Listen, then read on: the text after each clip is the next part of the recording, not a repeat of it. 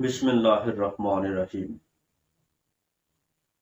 کوئی کسی کی زندگی کو اس وقت تک نہیں بدل سکتا جب تک وہ خود اپنے آپ کو نہ بدلنا چاہے۔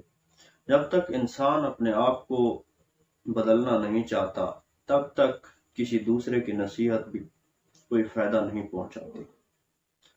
انسان اپنے مستقبل کے لیے اگر محنت نہیں کرتا تو کوئی دوسرا آ کر اس کی زندگی کو نہیں بدل سکتا۔